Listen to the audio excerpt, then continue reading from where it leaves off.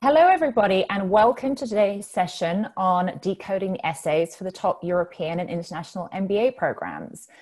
So we're going to be talking today about London Business School, INSEAD, and IE Madrid, and looking in detail at the questions that the schools are asking you and how you should tackle them. So before we dive in, I wanted to give you a brief overview of who we are. So Fortuna Admissions is a dream team of former admissions gatekeepers. So we're a team of people who've worked at the schools that you see on the screen, so top US and international programs. And we work with candidates across the world applying to these programs and help them figure out how to best present their candidacy and how to put their best foot forward in the admissions process. So my name is Caroline Diarte Edwards. I was head of admissions at INSEAD, and I also covered financial aid. And I'm joined today by my colleague, Emma Bond. Hello, Emma. So Emma is a Fortuna director and was previously one of the senior gatekeepers at London Business School. So works with many of our clients who are targeting LBS in particular. Nonie was a colleague of mine at INSEAD for several years and is based in Singapore and works with me on particularly on the candidates applying to INSEAD and other international programs. And Lisa was head of admissions at IE in Madrid and is a director at Fortuna. So thank you very much, ladies, for taking time out on your Sunday to join us today. So what we're going to be talking about is looking at each of these schools individually, and first of all, what is it that these schools are looking for? So you know, it's important before you start tackling the application and start drafting essays to have a deep understanding of what it is that the school is looking for in candidates, and in that context, you know, how you can stand out, so you can start to figure out what it is about your profile that could appeal to this particular school. So sort of understanding that context and the differences between the schools is very important before you start putting pen to paper and drafting your ideas for the essays. So we'll give you that perspective and, you know, our insider perspective on how these schools are different first. And then we'll walk through the individual essays and look at, you know, what it is that they're asking you, give you tips on how to tackle each essay, some ideas on how you can stand out. So what it is that can really resonate with a file reader when they're reading that particular essay and what can bring your application alive. And then we'll look at what are the pitfalls that you should avoid. You know, having ourselves read many applications for these schools from the inside and then now working with candidates applying to these schools, we've seen a lot of essays where candidates unfortunately fall into typical traps and make some common mistakes. And so, you know, we want to make sure that you avoid those, and that's important to keep in mind. So we'll be covering that as well. So first of all, London Business School. So Emma is a wonderful ambassador for LBS. So Emma, would you please cover your tips for what it is that LBS is looking for in particular, and what are the things that a candidate needs to bear in mind when they start to think about tackling the LBS application?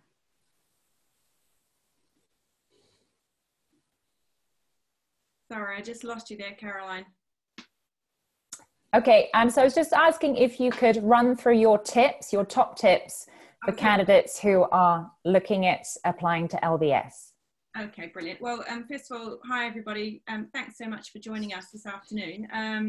I'm a big fan, a big advocate of LBS. It's a program I spent a lot of time working on, and now I'm delighted to be helping a lot of clients with their applications to the school. So top tips for LBS. My first one is definitely convey your passion for the school.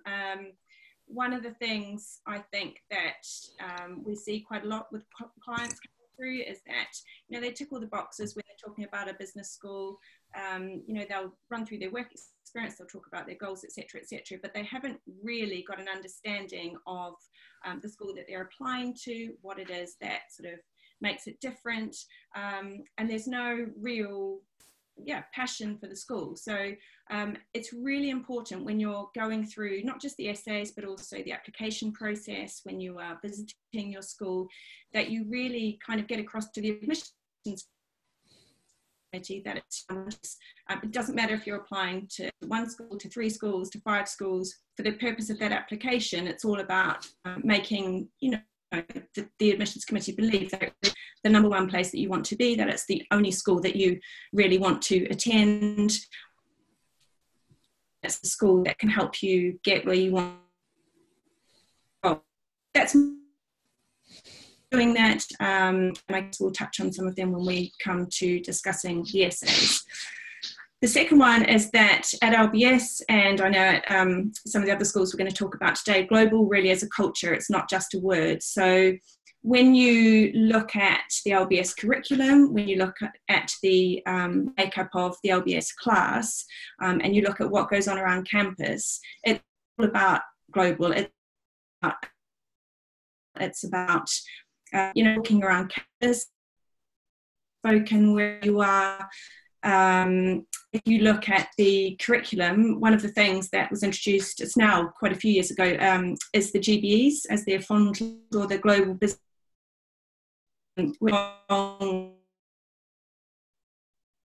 Tel Aviv, to Lima, to where else they go, Myanmar, to China, to really sort of understand how to do business and to get involved in visiting different companies in all these different countries. So when you are looking at making your application to a school like LBS, it's just really important to understand that it's not just a word there. It sort of permeates everything that they do. It's through all the case studies. The class, I think, 415 students last year, but only 10% of those were from the UK. So it's a very, very small breakdown, much more so than some of the North American schools, for example. So tip number 3 is about demonstrating how you're going to contribute to the program and to the alumni network. So one of the things that we find quite often is that when people are talking about their journey, their application to business school, it's very much about how sort of what they want to gain, what they want to take away from business school, and that's important, and that's something that the admissions committee wants to know. But at the same time, it's really important as you go through that journey, and again, as you sort of make your connections with the school, that you get across in a very sort of clear and articulate way what it is that you are going to contribute. So, what are the kind of experience sort of touch points that you're going to bring? What is it from your professional journey to date? How are you going to get involved with social clubs on campus? Are you going to be somebody that is a leader in the student association? Will you run a conference? What sports clubs? And then I guess also, as you go forward and become an alum for the school, what kind of ambassador you're going to be. So all of those kind of things are really important. And you do have in the LBS application a number of places where you can do that, where you can get that message across. So yeah, tip number 4, it's not just a finance school. And this is something, I worked at the school. It was still seen when I joined, which is now a long time ago, as very much a finance school, and people would come in from finance backgrounds, from different functional areas, but a lot from the finance sector, and they would often look to move into the finance sector. It is still extremely strong in finance, as well as the masters, as well as the MBA. It also has a masters in finance called the MIF, in both full-time and part-time options. It also has now an early career program, which is called the Masters in Financial Analysis. So that side of the school is still there. But for example, I think in the last class, something like 26% of people graduated and moved into tech, and Amazon alone recruited about 30 students last year. So there are very much now people coming in from all different sectors and moving into different sectors. There are growth areas and things like healthcare, a very strong entrepreneurial sort of section that comes out every year, but also consulting is huge now, both into the MBB firms, also into more niche boutique firms. So I think sort of the days of the school both seeing itself as a finance school and everyone else sort of seeing it as a finance school are probably gone.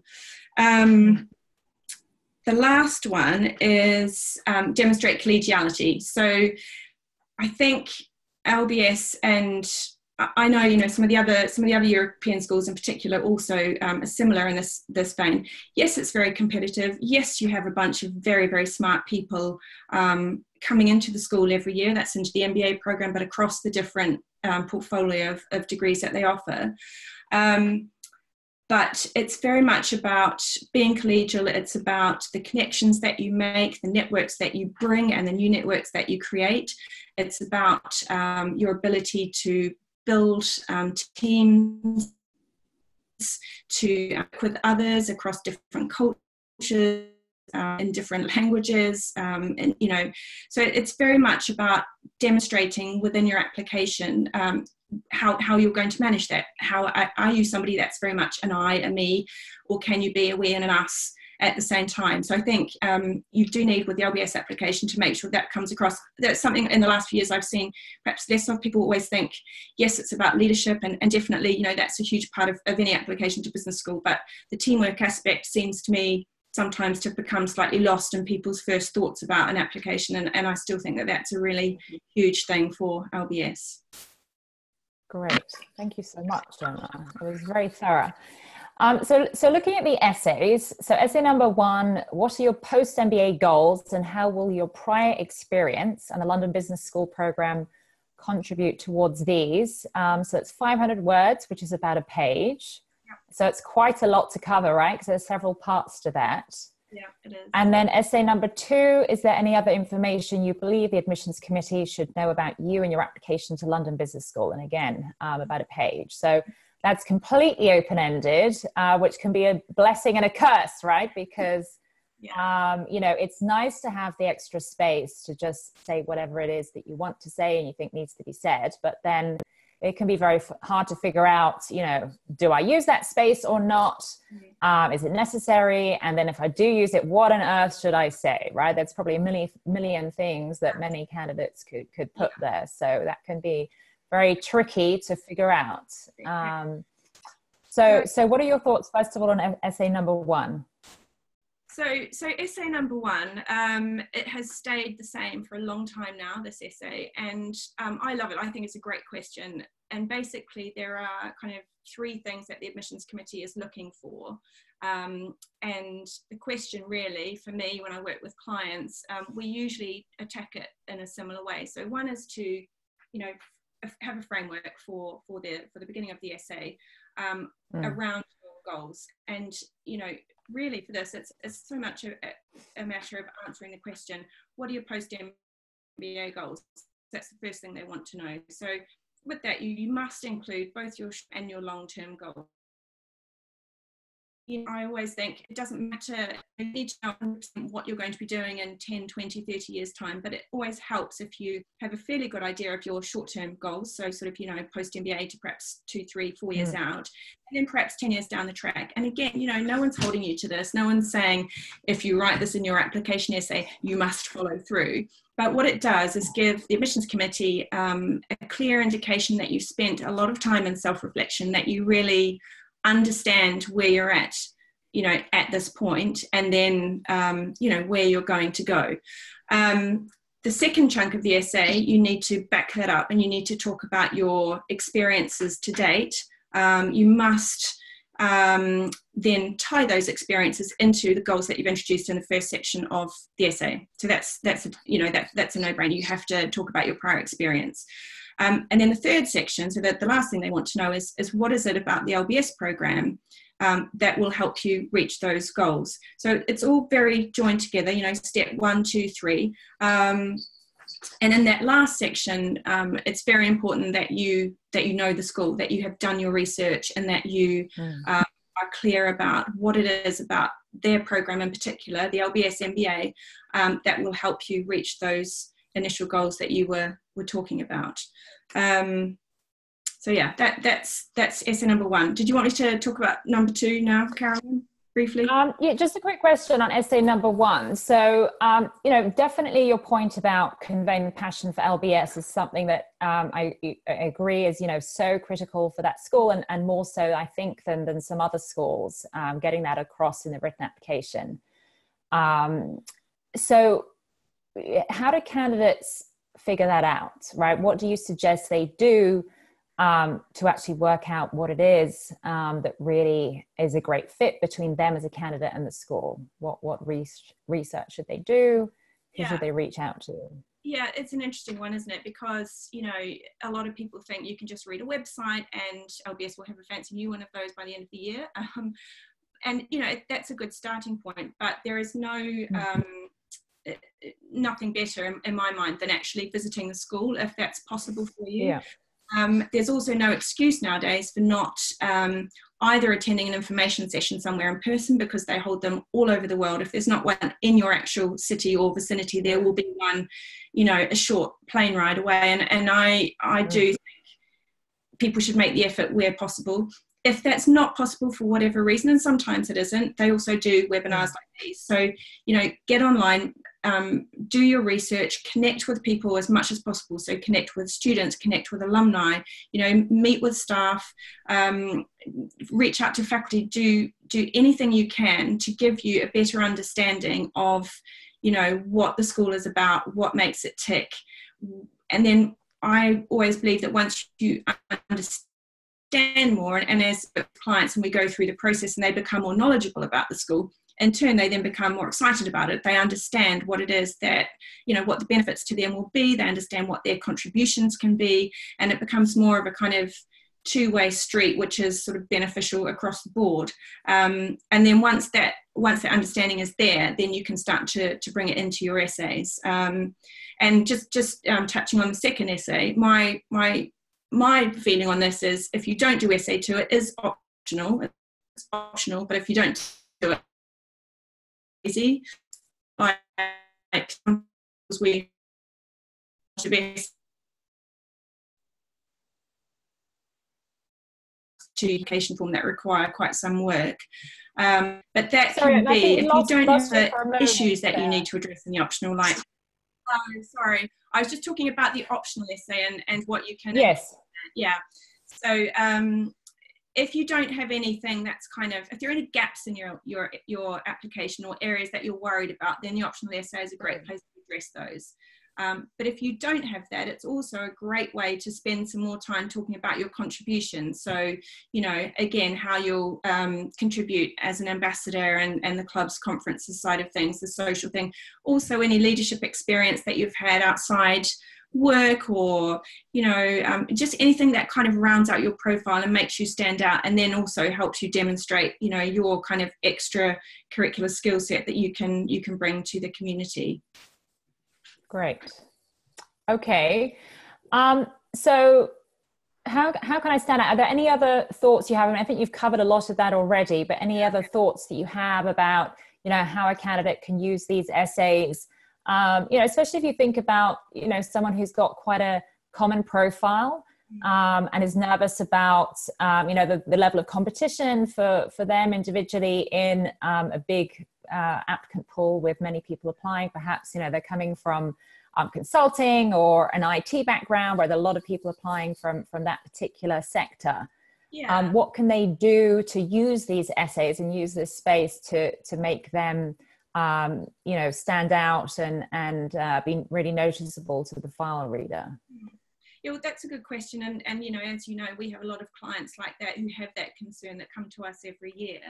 I think, for starters, excuse me, is use the network that you currently have. So I would defy anybody now working not to know somebody that, or know a friend of a friend, or, you know, that doesn't have some connection to the business schools that you're wanting to apply to. So, you know, find somebody in your network, either that has been to LBS or that knows somebody that's been to LBS, or somebody's cousin, or, you know, twice removed, or whatever it is. Find that connection and try and set up a time to speak with that person. It's very impactful to be able to, you know, write the third section I was talking about of the first essay, to be able to say, you know, in my conversation with Joe Blogg's MBA 2019, you know, I was really interested to learn more about X, and I think that will really resonate with my career goals.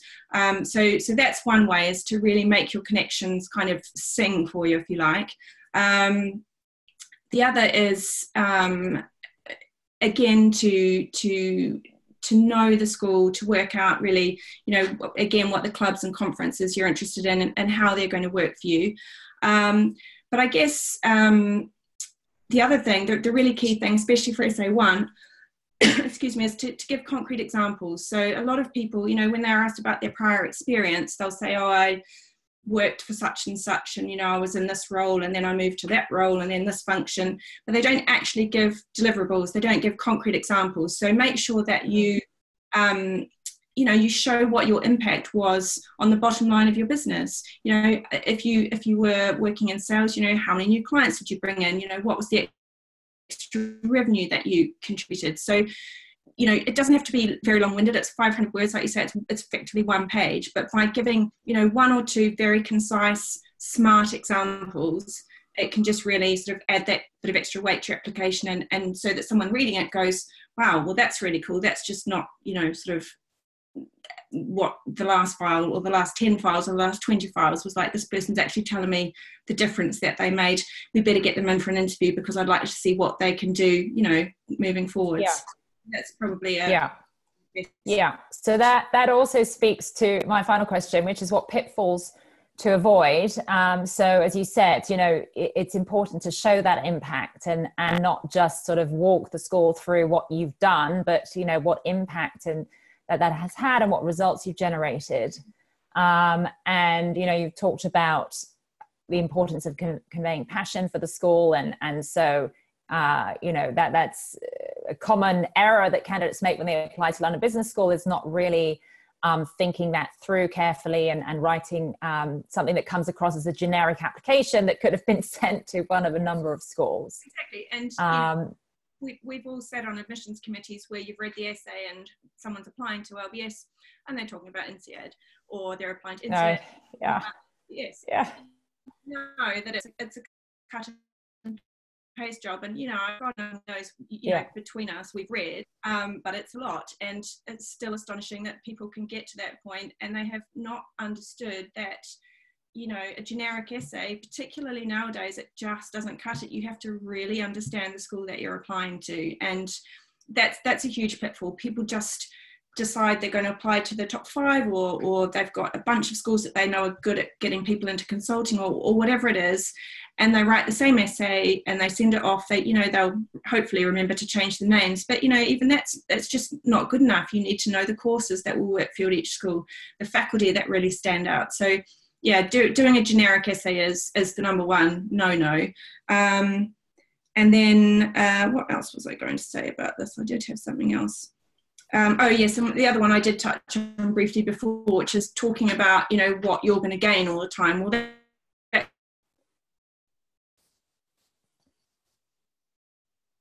think we lost you again, Emma. It's a two-way street. And, in the same way. Sorry, can you hear me now? You're breaking up a little bit. So you're talking about the importance of not just what you're going to get out of the school, but what you're going to bring to the school. What you're going to give back, and just ensuring that comes across, that you're not just going to take, you are going to be somebody that gives, because when you become an alum, they want to know that you are going to be somebody that carries the brand forward in that way. Sorry, my connection is in the middle of the day here. Yeah, no, it's all right. I can hear you well now. Great. Thank you so much. Covered a lot of ground, Emma. It's wonderful. So please stay with us, because we hope to get to some questions from our audience at the end. So we'll move on to INSEAD. So calling on my colleague Nonie, leading the day for Nonie. Thank you for joining us from Singapore, Nonie. So first of all, just to give the context again, Nonie, before we dive into the detail of the essays, could you please, share your top tips that you discuss with your clients about, what is it that the school is really looking for, that context that's so critical to understand before developing an individual application? Yeah, sure, Caroline. Thank you very much for the introduction, and obviously looking forward to sharing some top tips with everyone today about applying to INSEAD. I guess my first tip, demonstrate interest beyond your own borders. So what exactly is this referring to? So as everyone knows, INSEAD takes great pride in the international diversity of its programme, not only in terms of the number of different nationalities which are represented, but also in terms of the diversity of international experience that everyone at INSEAD has. But not everyone at INSEAD has this international experience. And so for those people who perhaps haven't been able to travel outside of their home geographies, how can they actually demonstrate the fact that they will be able to fit in and acclimatise quickly to such an international environment? Well, there are several different ways upon which they could do this. Firstly, by highlighting different characteristics such as flexibility, openness, excellent communication skills, also a good level of maturity to show that they will be able to adapt quickly to such an environment. And also, most importantly, I guess, a great curiosity to want to understand different cultures and want to explore the world. So there are definitely some ways in which you can demonstrate your passion for understanding culture and diversity, which obviously is so important to INSEAD, and it's important to get it across in your application. The second top tip is differentiating yourself if you have a common profile. So hundreds of applications pour into INSEAD from people who have a very common profile. So you could be, for example, a European management consultant, or you could be an Asian IT professional. And if you are one of those people coming from a very common profile, how can you really make yourself stand out from the crowd? Well, I feel that it's really important that you are coming across strong in all aspects of your application. So not only your professional background, but also your academic background. So showing that you're able to excel, whether that be through your GMAT or through your undergrad degrees or any other further qualifications which you've taken, CFA or financial qualifications, whatever it might be, but showing that you are excelling and fast tracking quickly in your professional career. But we mustn't forget also about other elements of the application. And sometimes people fall short in really showing their uniqueness through their extracurricular activities or their entrepreneurship, or maybe their multicultural backgrounds, again, stressing their internationalism.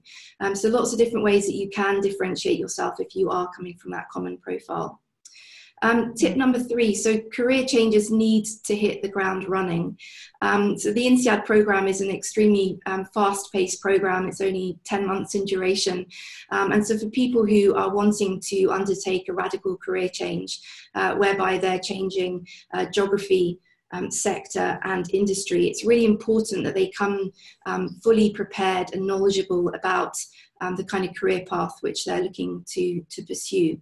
About 80% of people at INSEAD will change at least one element of their career, and about 25% will actually change all 3 elements.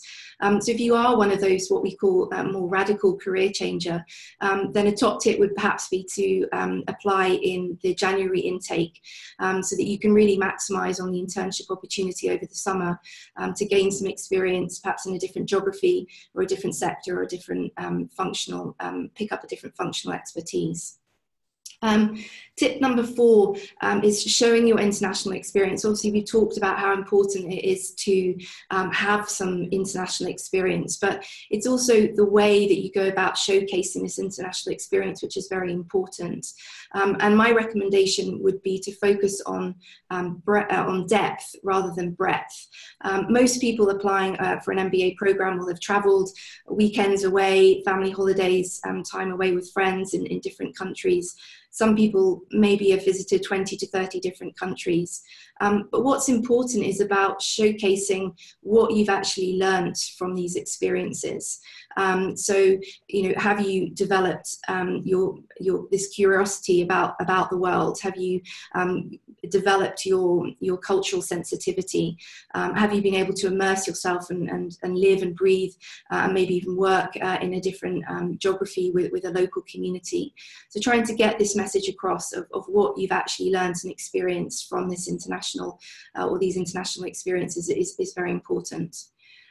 So tip number 5, having a credible career vision.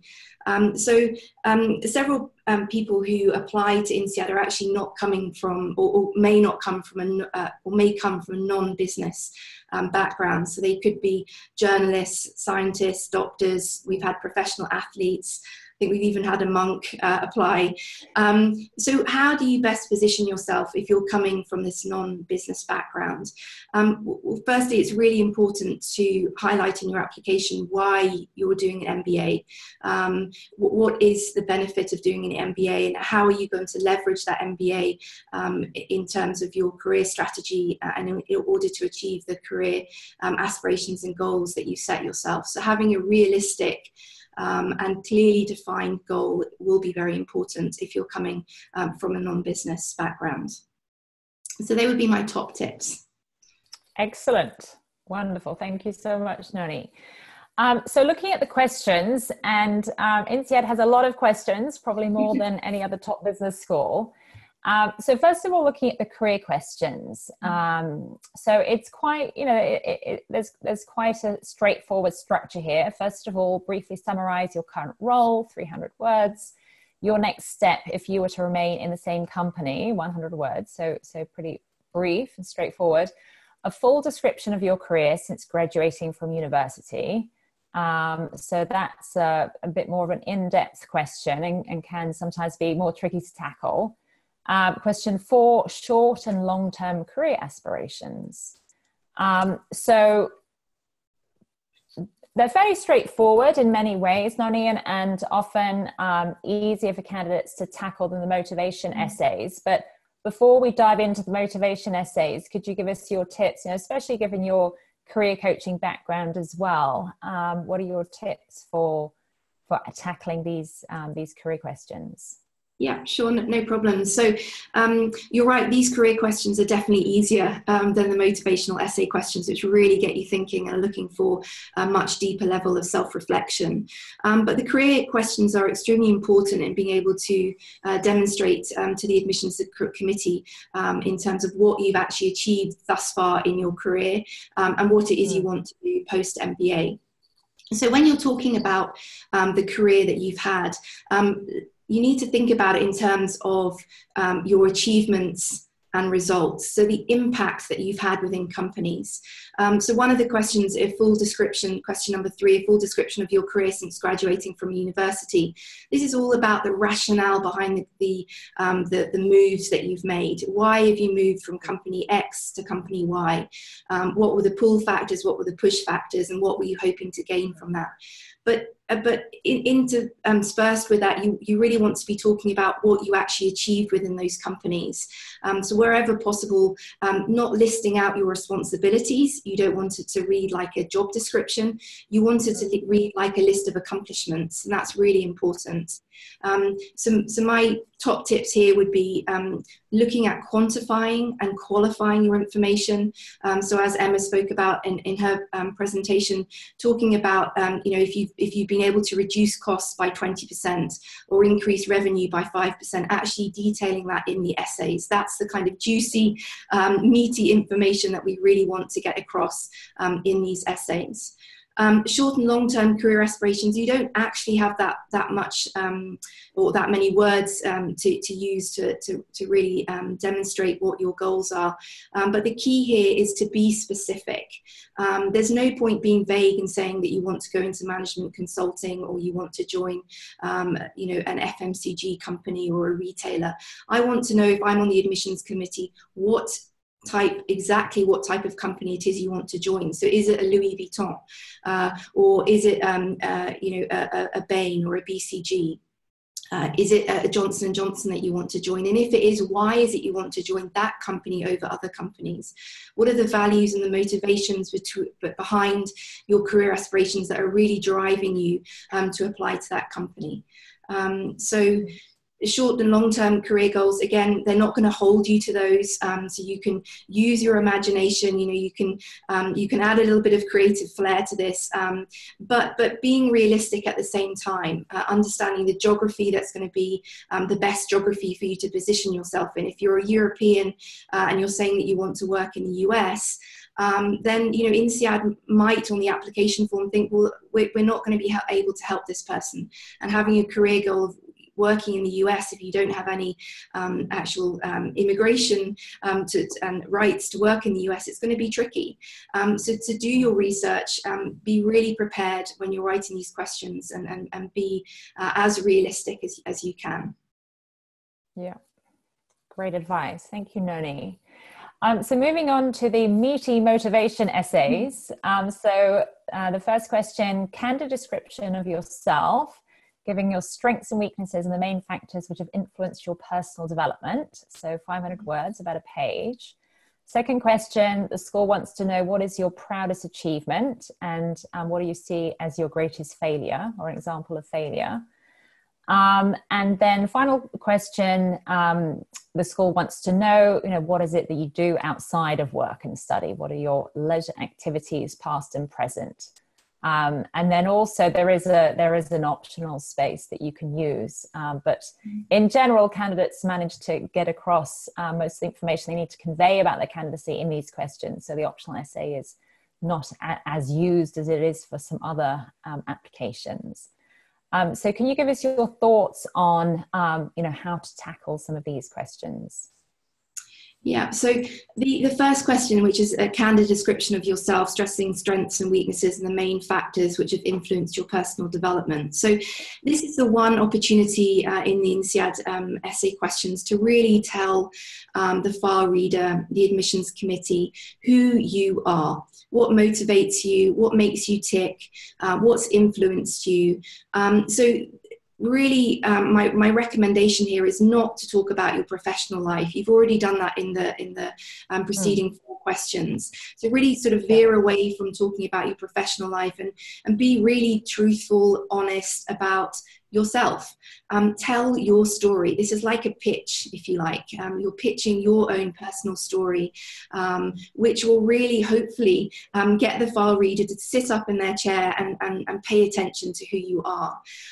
So, feel free to talk about your childhood, your parents, maybe a grandmother or grandparent who has really influenced you, maybe who had a fundamental part to play in your upbringing, and how that really shaped and molded you into who you are today. Feel free to talk about, a particularly challenging time in your life. Maybe there was sadly a death within your family that influenced you or motivated you or spurred you on in some way to achieve what you have gone on to achieve in your life. So the key here is your story, and to tell a story.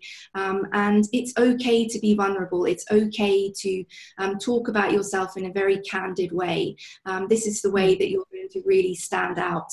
I've read essays which are, quite frankly, very generic and quite boring. They've just focused on strengths such as communication skills and having high integrity. But there's nothing really that shows me where those skills have originated from, and where they've really developed. In terms of your weaknesses, obviously we don't want to focus too heavily on weaknesses, but it has asked you to talk about your weaknesses. So try and talk about them with a little bit more of a positive spin.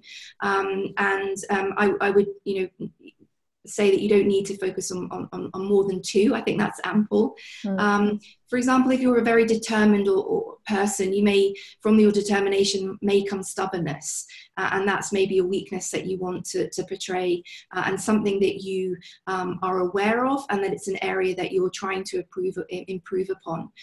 So always, I guess, look at the learning that you have from this weakness, and what you're doing in order to try and rectify and work on it as an area for improvement.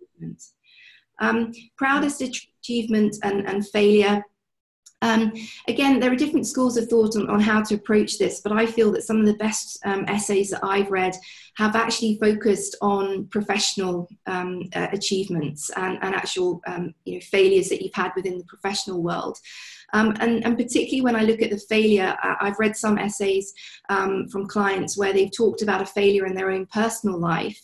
My only comment on that is that sometimes what we perceive ourselves as a failure in our own personal life, someone else could perceive as just being bad luck, or, the wrong place, the wrong time.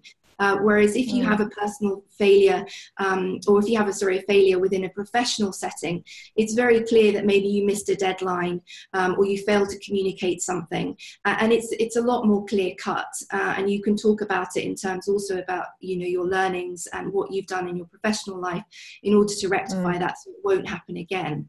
The same for proudest achievement. Of course, if there's something in your personal life that you're extremely proud of, then this is a great way to showcase that. But if you're using professional example, then again, be sure to quantify.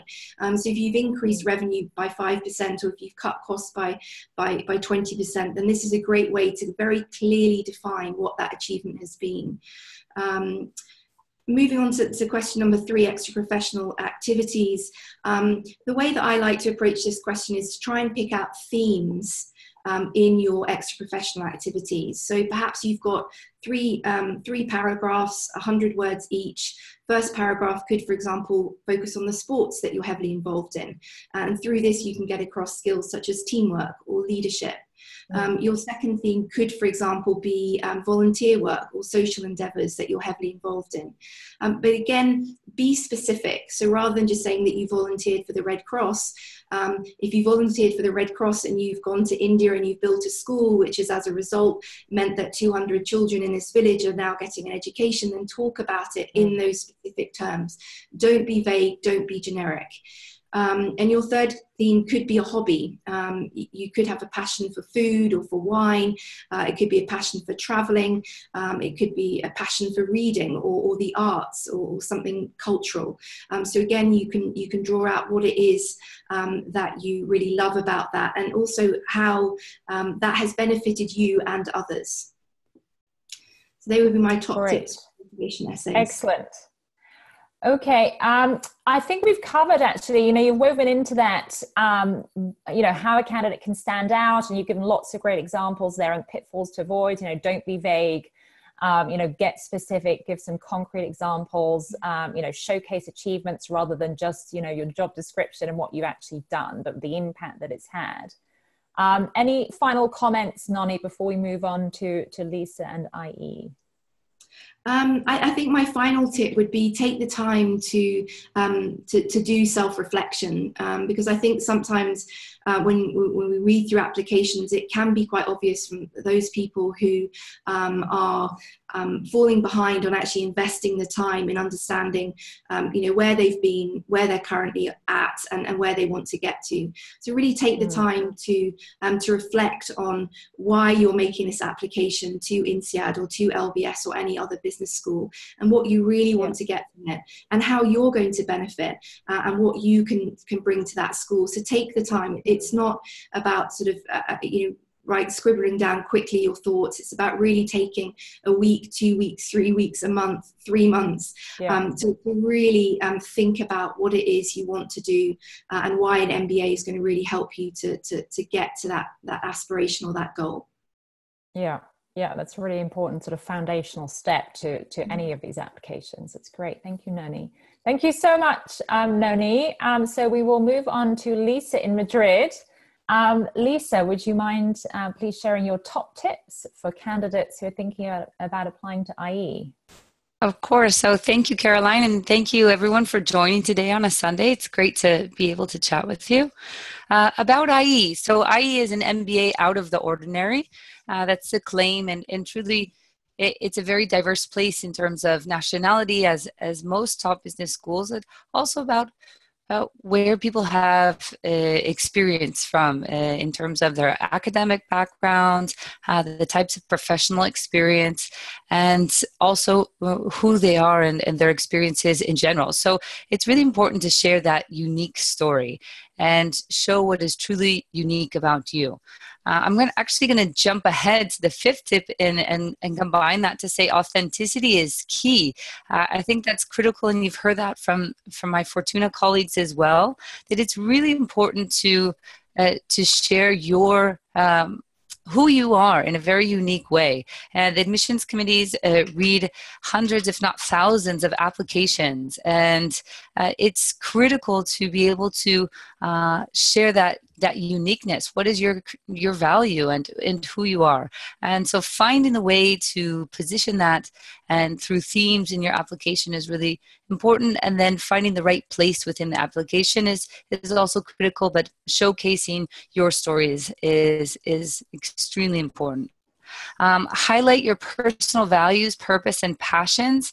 Again, IE wants to know who you are, wants to know how you're going to fit into this community, wants to know how you're going to share and be a part of what is so unique at IE in terms of this mesh of different types of people, different stories. So really highlighting what drives you, what motivates you. There's a lot of entrepreneurial thinking happening, and many people come together and share ideas about new business ventures or about sustainable development or about new types of business in many different areas. And so really sharing your values, having a clear sense of your purpose, what is your passion, what do you want to do on a broader scale, and then how IE can help you move along in that purpose and in your journey of life. I mentioned earlier about people coming together with this entrepreneurial mindset. It's really something quite unique at IE. There's about 45% of the program, the International MBA program, can be personalized or customized, and there are a lot of entrepreneurial activities or clubs or paths, labs that you can become a part of. And whether or not you've started your own company already, many people have. Many people come from family businesses, have their own ventures, or are considering other types of ventures in the future. In general, most students at IE have this sort of innovative thinking. How could we do things differently? And how my spin on this sector, this industry, and even within companies, what are you doing to innovate? How is that entrepreneurial mindset seen? So be sure to demonstrate that throughout the application. Showcase your learning from your professional and personal experiences. There's a tremendous focus on the learning that goes hand in hand with the entrepreneurial mindset, in that failure is actually something positive. You can get great learning from a venture that didn't go well, and from that experience, well, what was the learning? It's only a failure if actually there is no learning from the experience. So otherwise, it's just an accumulation of experience that is going to help you in the future. So very, very important to show that mindset of learning that's going to be a lifelong learning perspective. So you could learn from your experiences, what has happened, showcase how you've taken that learning and then been able to apply it to your next position or your next role, or really just what you've taken from that experience of life. And that'll help you along the way at IE and beyond as well. And then across, and like I said earlier, like my colleagues have said as well, really authenticity is key. It's very clear when you can see just bland, scripted essays, and it's quite sad, because you have this wonderful opportunity to showcase the true person. It needs to be, of course, professionally written and really top-notch in terms of what themes and what messages you want to come across, but they should be very authentic to who you are and your passions and what you want to achieve. So those would be my tips for IE. Great. Thank you, Lisa. So looking at the actual questions that the school is asking candidates, so a little bit different from the questions that we've looked at so far. So first one, so there's one personal essay. What is the most important thing that you would like us to know that is not in your resume or application? There are 3 formats that you can choose to express yourself: a video, a PowerPoint presentation, or a written essay. So that's a very open scope there. Exactly. Which can be a wonderful thing, or it's enough rope to hang yourself with. Exactly. So what are your tips for that one? And so let's start with that one, and then we'll look at step 2. Okay. So as I mentioned, about 45% of the program can be customized. And what I is looking for here is really ownership of who you are and what you would like to share. So this move came in the essays. There used to be a list of, I don't know, 10 to 15 essay questions and 3 were required. Again, they were very open. They allowed for a lot of opportunity to write something. And there was the flexibility of the format. And this shift to this one particular essay was made when there's the introduction of the 2 live questions through Kira. Regardless of the number that you have to respond, the theme behind it is the same, in that you have the leeway to express and share who you are, what's important to you, and what you'd like the admissions committee to know. And so, as Caroline said, it's really important to think about this one. I think it's an invitation to reflect on who you are, your experience, your life journey, how the MBA fits into your professional experience, and what you would like to do beyond the program, and how IE fits into your broader goals and objectives. So you have this let's say, a blank sheet of paper, and you have to choose wisely and structure that extremely well. The openness behind it is, again, that ownership, that you're given the opportunity, but it's what are you going to do with that opportunity? How are you going to make the most of that opportunity? So that's what that's sort of the thinking behind the essays at IE, and that you have different formats to showcase that might fit best with you. If you're not tremendously creative or have sort of the video capacity, I would not recommend using the video or the PowerPoint. It's, again, you can go very wrong on those, and it becomes overwhelmingly clear. As with a written essay as well, we just seem to be more comfortable with the written essay, but it should be extremely well structured. It should be aligned with the themes that you're looking for to showcase throughout the application, but should really impact and showcase what we talked about in terms of the tips, your unique story, the values, purpose, and passions that you bring, your entrepreneurial mindset, and it should all come through in a very clear and authentic way. Okay? Great. Thank you. So step 2, live questions. So during this exercise, you'll be answering questions to demonstrate why you would be a valuable asset to the IE community, and it will take about 20 to 30 minutes. So walk us through, what this is about, and then how candidates can effectively tackle this exercise. Okay, so these are through Kira, and what it is it was an introduction of, let's say, a verbal essay. It's a great way for business schools to get to know the person a little bit better, understand how they respond on their feet, and hear how they speak, how they formulate a coherent response. And so there's a bank of questions. I can't say anything about the questions. And those questions are rotated and randomly selected. Okay. We are going to talk about sort of the what not to do. And since we're talking about the live questions, I will let you know that you have the opportunity to refresh, and you will get a new question. However, that's highly looked down upon. And if it is seen, the school sees how many times you refresh. So it shows more about your character. Turn down a question. Yeah. Yes, it shows more about your character, your values, your uncertainty, maybe wanting to rig the system, and it really doesn't look well. So the best way that you can prepare is to just feel very good about who you are, have clear the themes that you would like to highlight, what you want to showcase. And again, the questions are going to be extremely open so that you can discuss what is most relevant to you. So, just to give a type of an example of a question would be an experience where you faced a challenge and how you were able to deal with that challenge, for example. So that's a very open question again. So you can choose, do you want to focus on a personal challenge or a professional challenge? How well does that relate to the themes that you want to showcase throughout the application? How well do you structure that?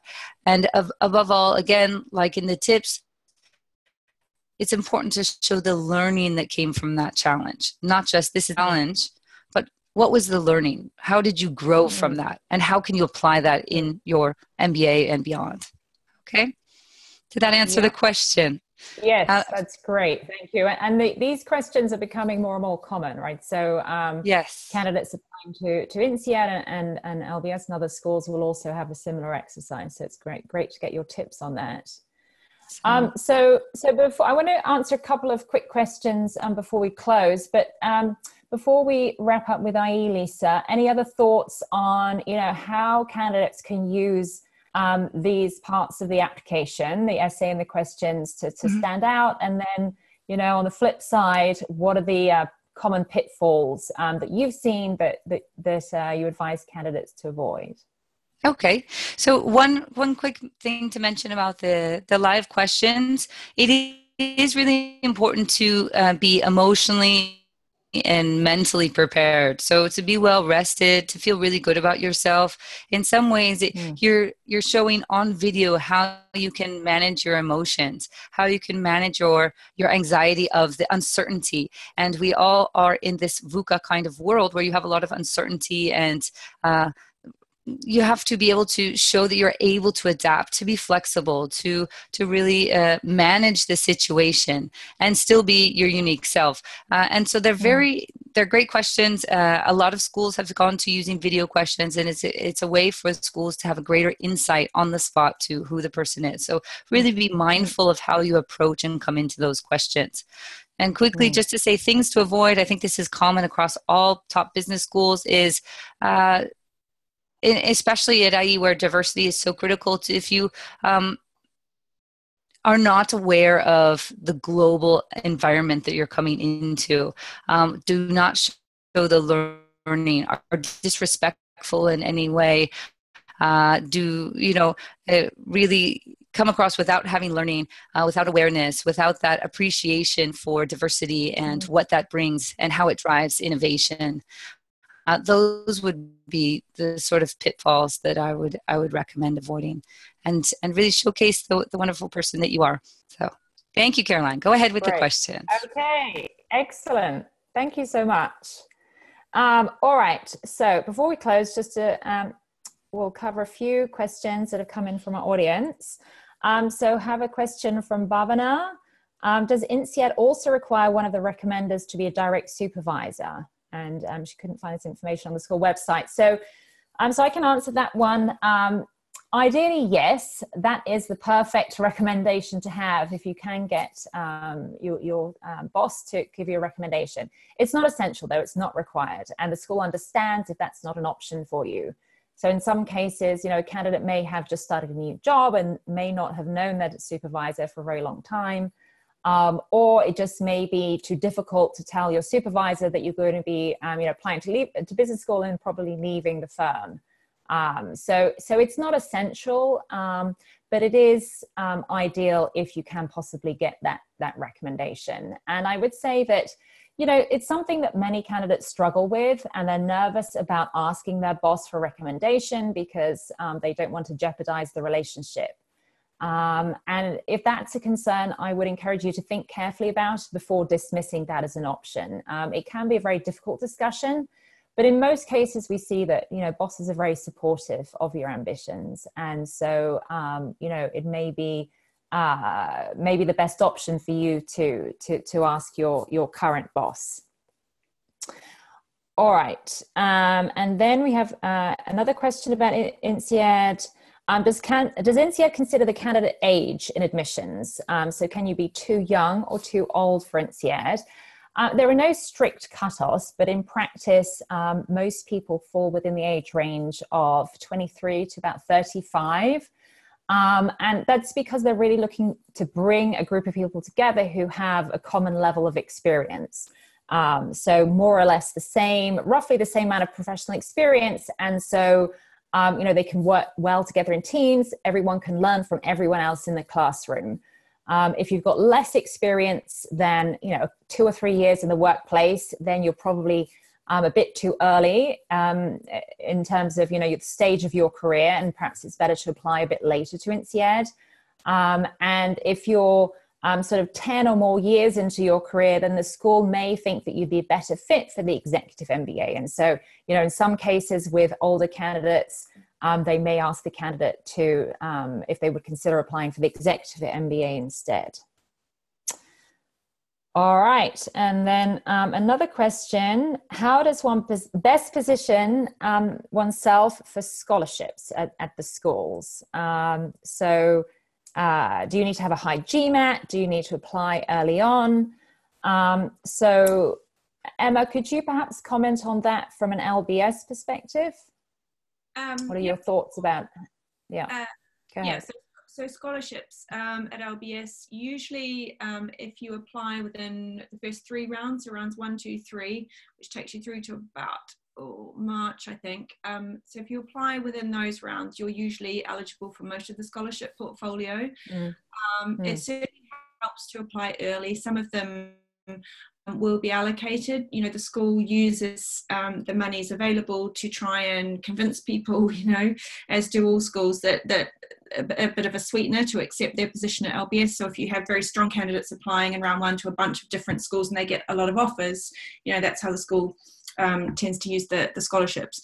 In terms of what they are allocated for, yes, GMAT helps. So, if you have a great GMAT, you are potentially going to be sought out. But as we always say, your whole profile, it's not just about your numbers. So you can perhaps have a lower GMAT, but you can have an application and a skill set and leadership experience and team skills and all these other things that the school is really interested in, and that makes you a great candidate for the class. So if you have a high GMAT, great, that might be the cherry on the top, but there are plenty of people without those super high GMATs that are awarded scholarships each year as well. So it's more about the holistic understanding of you as a candidate, and the value add that you will bring to the class. Yeah. Okay. Lisa, any thoughts on how to best position yourself as a candidate for scholarships at IE? So there are lots of different scholarships. So really looking at which scholarship would apply best in terms of where you're coming from, your experiences, background, and then again, highlighting why that scholarship might apply to you and what you'll bring to the community because of receiving that scholarship. So really, again, highlighting your story, the impact that the scholarship could have on you and your plans in the future, and how you're going to give back to the community through receiving that scholarship. Yeah. And then again, for INSEAD, very similar. So there are some spot scholarships that are awarded at time of admission for candidates that are seen as the best in the pool. And as Emma said, that's something where the school will be looking at the whole application, not just the GMAT, not just individual statistics, but really the whole application. And then the majority of scholarships are awarded on the basis of specific applications for those scholarships. So you need to look, as Lisa said, at those specific scholarships and whether you're a good match for them, and do you fulfill the criteria that they're looking for. And at INSEAD, most scholarships where you're going to be applying for the scholarship, they'll be taking into account both your merit and your fit for the scholarship, but also financial need. So that's the big factor at INSEAD. There's a lot of information about the financial aid and scholarships available from the schools on the individual school websites. So definitely, an area that is great to research. And with INSEAD, it does help to apply in rounds 1 or 2 if you are looking to secure a scholarship. All right. Well, I think go ahead, Emma. I was going to say, at a lot of schools also, there's more information made available once you've received an offer. Sometimes they're given with the offer, the scholarships, but often you'll get a lot more sort of when the offer is made to you. That's right. The school will send out information at that stage. Yeah. Caroline, could I just echo that as well, that always applying earlier to scholarships is better because you have a greater chance at getting the funding. It also shows your proactiveness in planning far in advance and recognizing the time that's needed to process and to make your plans to go to the MBA. Yeah. Yeah. Great stuff. Thank you very much, everyone. We're out of time, so we need to wrap up there. Really appreciate the team that's joined us today from London, from Madrid, from Singapore, and I'm sitting here in the Bay Area in California. So please do stay in touch. Our emails are here on the screen. We'd be very happy to hear from you. Do sign up for a free consultation. So we offer free 30-minute consultations where we'd be very happy to discuss your individual questions, your candidacy, your thoughts about your MBA plans. And also do sign up for our newsletter. We send out an update about every couple of weeks with our top tips and advice and thought pieces from the Fortuna team. So great source of information for anyone who's looking to apply to business school. So thank you so much to audience for joining us. Thank you for the questions and look forward to hearing from you soon. Thank you, everybody. Bye-bye.